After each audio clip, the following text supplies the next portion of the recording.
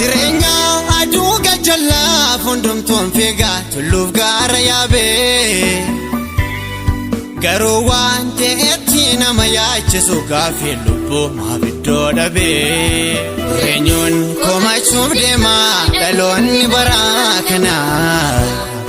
kan taa'ee yeroo qalbii jijjiirrannaa isaa gubuu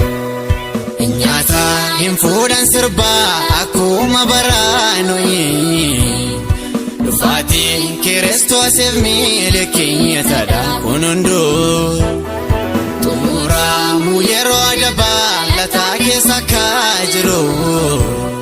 beekenaa mameeqatu ifa yeroo isaan deemaa bidiruun fayyina ilmaan namaaf banamtee sun otoo hin cufamiin badiisaa oolchuuf wal waamaa.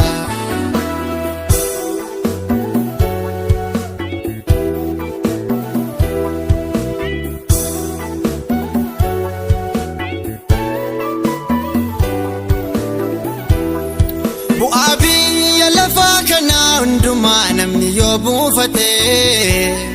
maal kaffaan aluufoof qopheessaa garuu lubbuu isaatti yoo hir'atee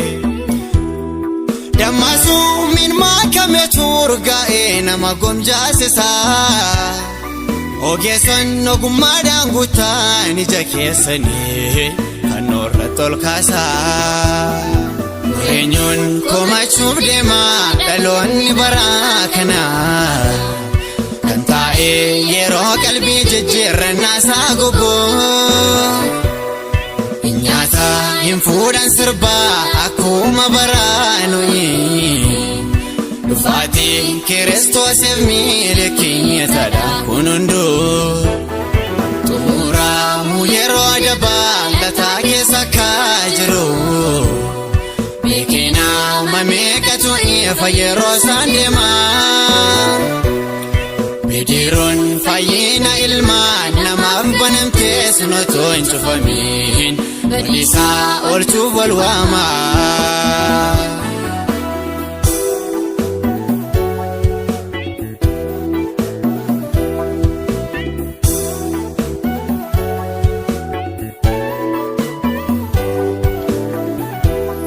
Xaalayyaan waamicha sanyii namoonni daadhii kan barreeffame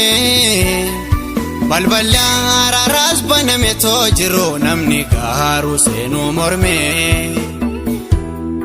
obsi waaqaas gabaabbatee yeroo daabalataa suni samma raawwachuufi ragaa fayyina keessanii of harkaa qabaadha Kiristoosis mul'achuufi eenyuun komachuuf deema dhaloonni baraa kanaa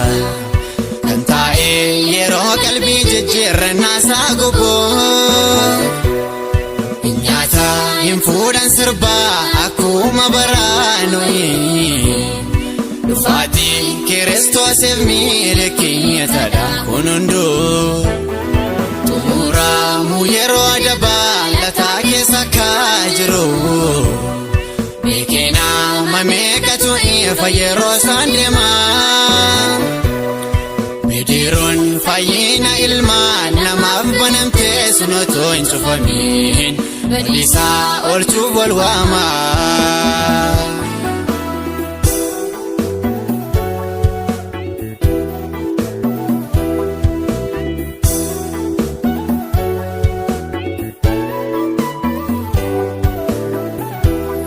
Jireenya addunyaa kanarraa misa boora dhangala'ee darbuu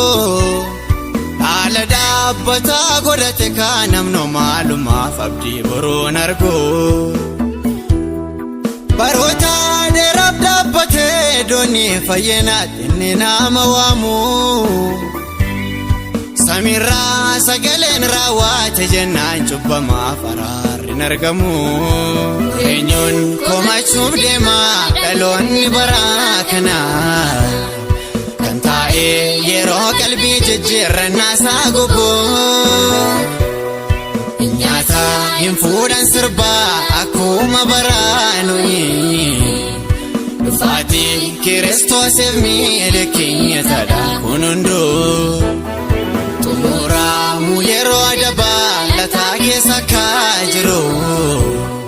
beekena mameeqatu ifa yeroo isaan deemaa bidiruun fayyina ilmaan namaaf banamtee sunotoo hin cufamin badiisaa oolchuuf wal waamaa.